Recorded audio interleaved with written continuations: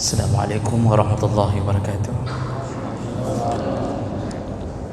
Innal hamdalillah nasta'inuhu wa nastaghfiruh wa na'udzu bihi min shururi anfusina wa min sayyiati a'malina.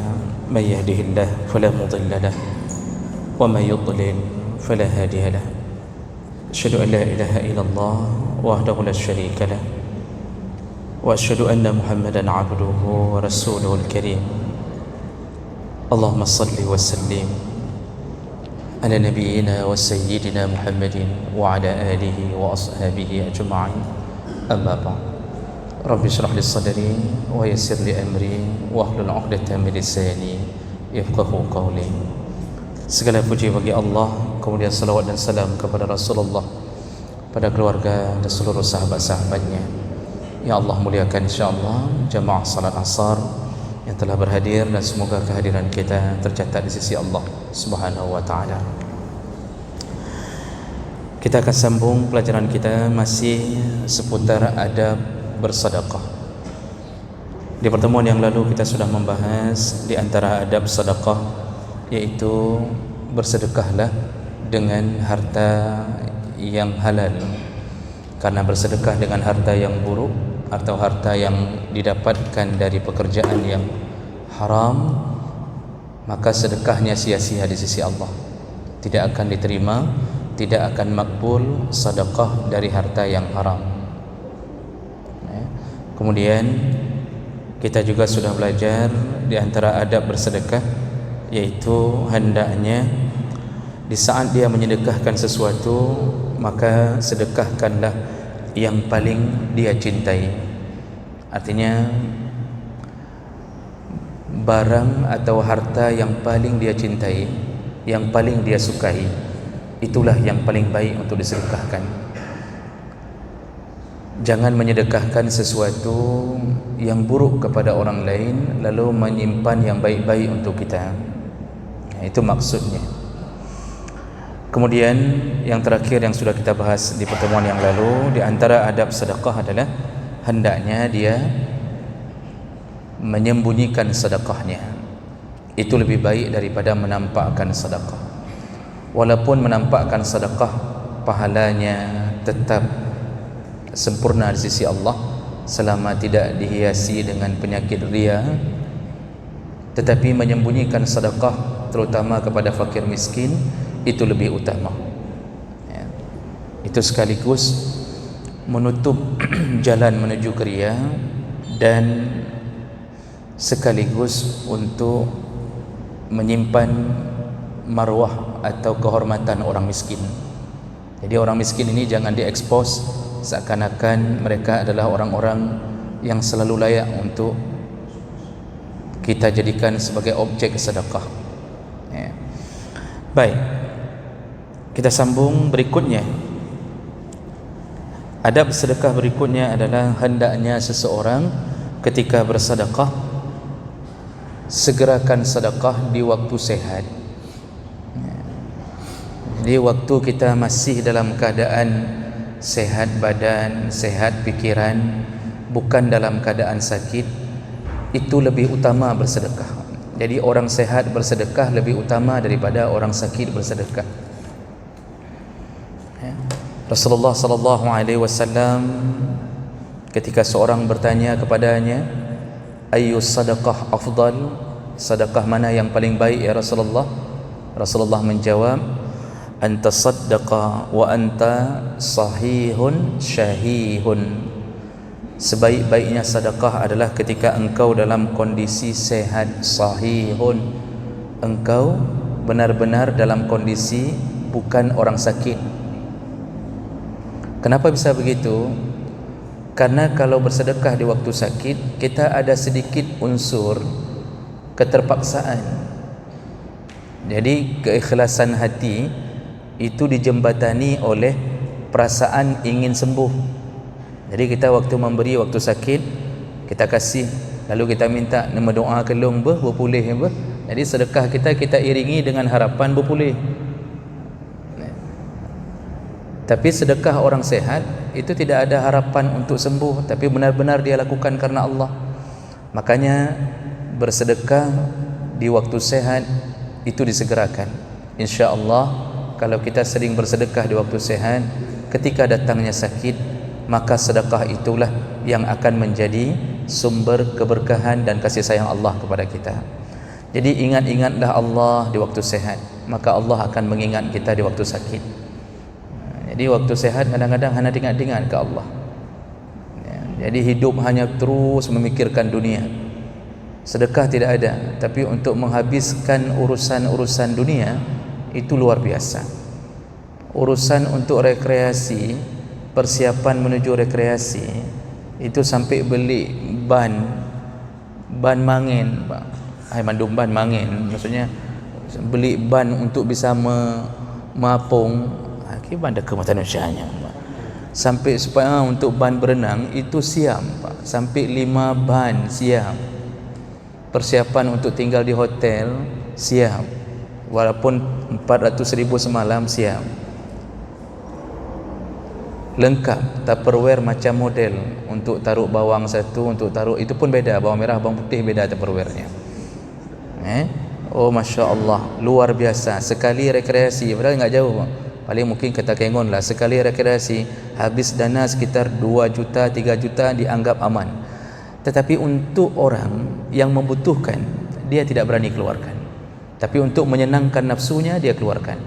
Orang yang model begini, ingat-ingatlah ketika kita lupa kepada Allah ketika kita sehat, maka kita pasti akan terjadi hal-hal yang tidak kita inginkan di waktu kita sakit. Makanya kadang-kadang janganlah sakit gara-gara Allah benci, tapi sakitlah karena Allah sayang. Jadi jangan sakit gara-gara Allah benci, tapi sakitlah gara-gara Allah sayang. Jadi Allah misal memberi sakit itu karena ingin mengangkat derajat, ingin menghapuskan dosa, itu sayang Allah. Jadi jangan sampai lupa bersedekah ketika sehat. Itu adabnya. Sekaranglah saat sehat adalah bersedekah. Jadi jangan tunggu tumbuh kurap enggak sembuh-sembuh baru sehat, baru dah bersedekah. Jadi itu pun dengan nasihat orang. Tanya sama orang, kenapa kurapnya enggak sembuh-sembuh? Oh, dia bilang begini-begini. Orang nasihati, makanya sedekah. Jadi sedekah kita untuk kurap.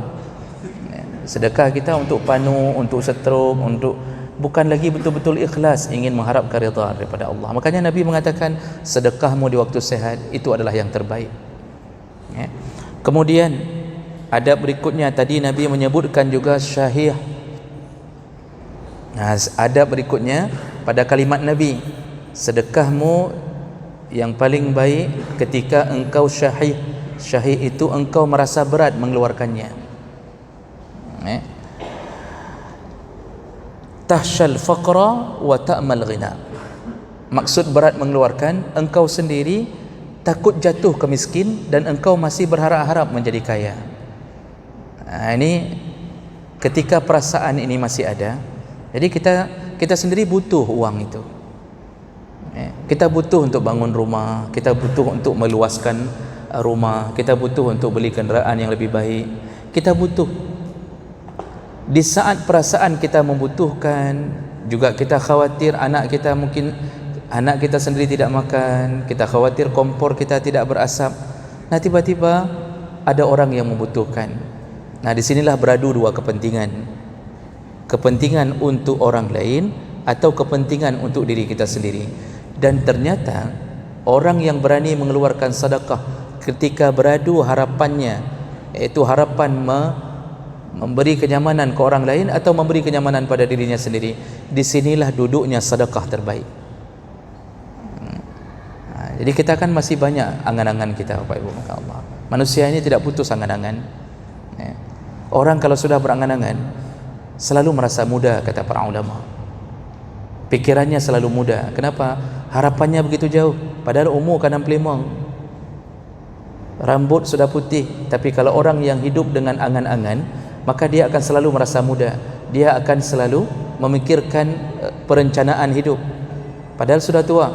Orang ini dia masih terus membutuhkan harta, terus membutuhkan harta. Di saat itulah sedekah terbaik. Di saat kita takut miskin, kita masih ingin kaya, kita masih membutuhkan, kita berat mengeluarkannya, ternyata kita paksa untuk keluarkan. Itulah sedekah terbaik.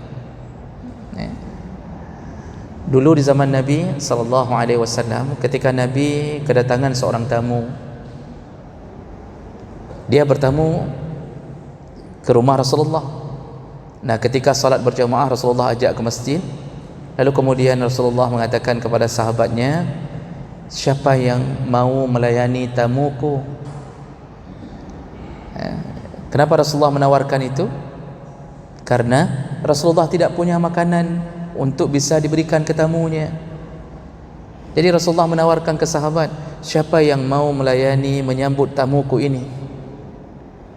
Langsung salah seorang Ansar, ada yang mengatakan itu Abu Darda, dia langsung tunjuk tangan, aku ya Rasulullah, biarkan aku yang melayani dan menyambut tamumu, biarkan dia di rumahku ya Rasulullah.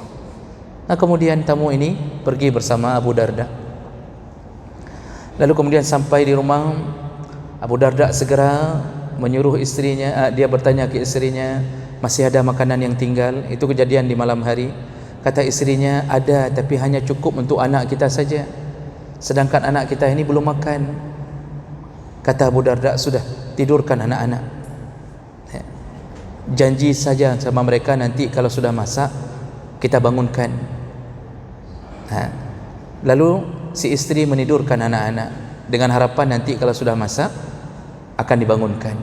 Nah, kemudian setelah anaknya tertidur, si istri segera mempersiapkan makan kepada tamunya, yang cukup hanya porsi untuk tamu itu. Setelah selesai dihidangkan makanan di depan tamu, dan Abu Darda bersepakat dengan istrinya bahwa nanti ketika tamu sudah mulai makan, maka kita matikan lentera, kita matikan lilin. Jadi suasana biarkan gelap, kita pura-pura makan. Nah, ketika tamu itu sudah mulai makan, yang dihidupkan hanya lampu di depan tamu itu, Abu Darda agak sedikit menjauh dan istrinya, lalu dia pura-pura menjatuhkan lilin, lalu mereka berpura-pura makan. Jadi gaya saja makan, padahal piring mereka kosong, yang ada cuma pada piring tamu. Itu pun mereka berpura-pura makan untuk supaya tamunya tidak segan makan, padahal mereka tidak ada makanan. Dan kejadian itu keesokan harinya diketahui oleh Rasulullah SAW. Dan Rasulullah memuji perilaku Abu Darda dan istrinya, dan itu membuktikan bahwa mereka benar-benar orang-orang yang merindukan surga. Jadi demi tamu mereka tidak makan. Ini kondisinya sedekah terbaik. Kita butuh draw temeh dapat juhunyan, tapi kita utamakan orang lain. Sering kita jalan di pasar Impres, kadang-kadang kita sudah beli roti, kadang-kadang kita beli macam-macam. Ada orang yang kita lihat mungkin kakek tua, tidak minta-minta, tapi dia sibuk menawar harga yang paling murah, yang kita lihat dia enggak jadi. Disitulah kita beradu, kasih ke dia atau kita bawa pulang untuk kita sendiri. Nah, disitulah kita perlu berfikir, ternyata kalau kita memaksakan sedekah di saat itu, maka disitulah sedekah terbaik. Nah, jadi ikhlas itu akan muncul besertaan dengan paksaan itu.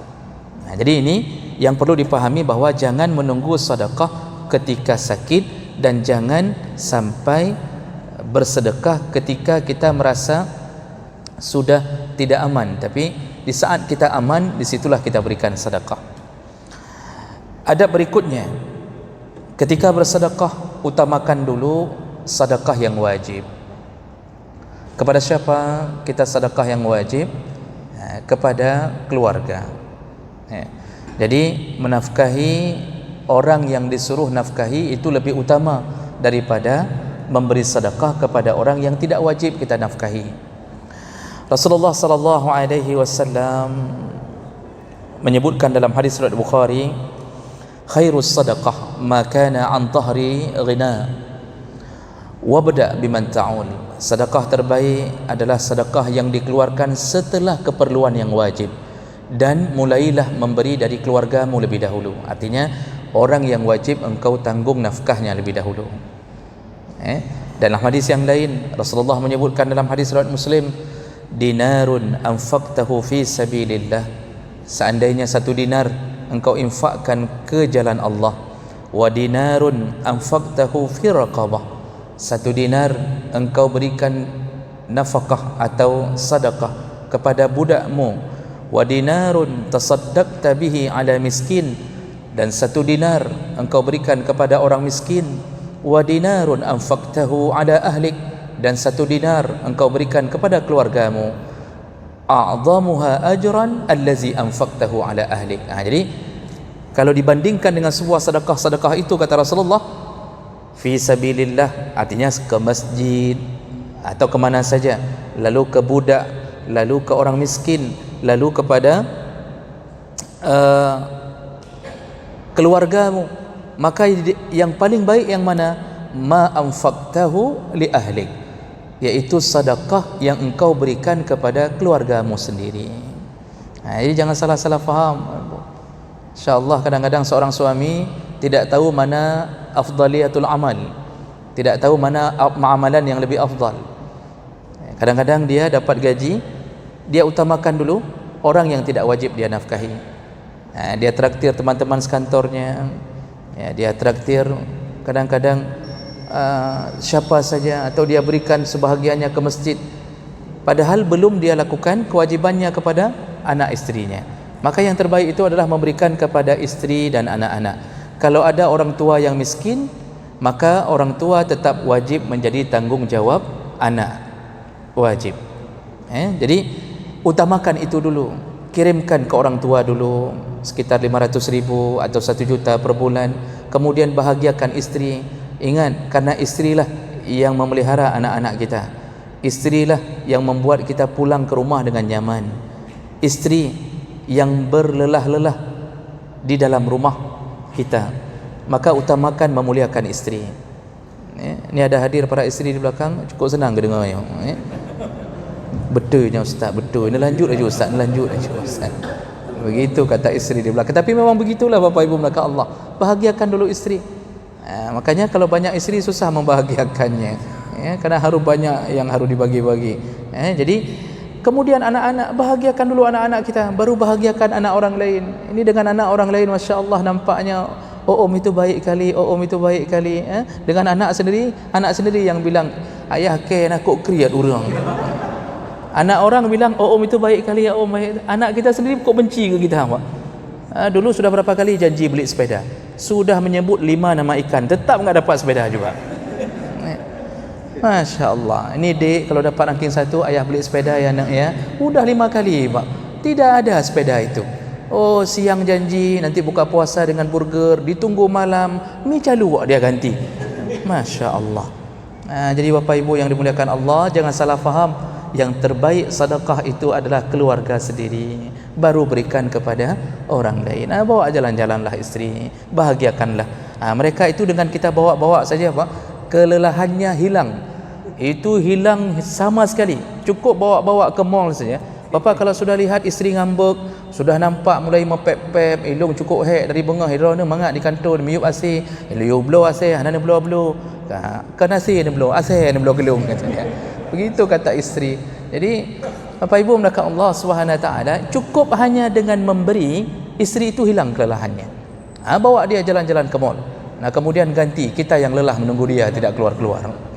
Jadi Bapak Ibu belakang Allah, itu adab sedekah. Usahakan lebih dahulu yang wajib kita nafkahi.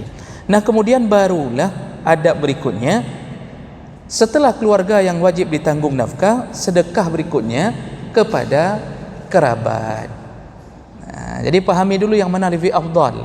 Hati-hati Bapak Ibu, salah satu daripada jebakan syaitan, yaitu syaitan itu kalau sudah tidak berhasil membawa kita kepada dosa besar, dia akan bawa kita ke dosa kecil. Kalau tidak berhasil ke dosa kecil, kita akan dibawa oleh syaitan untuk terbiasa hidup dengan dunia yang makruh-makruh. Jadi syaitan itu, ini dalam kitab punya Ibnul Qayyim Al-Jauziyah, subhanallah saya lupa judulnya. Itu syaitan, hati-hati dengan jebakan syaitan. Syaitan itu pertama mengajak kita untuk syirik, dibuat macam cara agar syirik, karena itu dosa yang paling besar. Enggak berhasil, kita ternyata tidak syirik, maka akan dibawa kita ke dosa besar. Kita syirik tidak, tapi makan riba, hana syirik Bang. Pakai jimat tidak semua, tapi dibawa ke makan riba, berhasil juga dia akhirnya. Kalau bicara tauhid, masya-Allah, akidah kepada Allah, Allah begini macam-macam, luar biasa bicara tauhid. But pajuh riba. Berhasil syaitan. Oh, tidak berhasil juga. Kita sudah mulai sadar, taubat, tidak lagi jatuh ke dosa besar. Nah, kemudian apa yang dilakukan syaitan? Dia akan bawa kita ke dosa kecil. Mubazir, suka beli benda-benda yang tidak penting, kumpulkan di rumah, beli jam tangan sampai berpuluh biji berbagai jam merek, macam model Pak. Itu dosa kecil itu apabila terjadi israr itu melakukannya terus-menerus, maka berubah jadi dosa besar. Ternyata ujung-ujungnya syaitan berhasil juga. Oh, tidak berhasil jatuh ke dosa kecil, dia bawa lagi ke mana? Kita diajak untuk melakukan perbuatan-perbuatan yang makruh lalu meninggalkan yang sunnah. Jadi yang makruh-makruh galak, tapi yang sunnah-sunnah tidak mau. Kenapa tidak salat sunnah qabliyah? Kan cuma sunnah, kan ada masalah.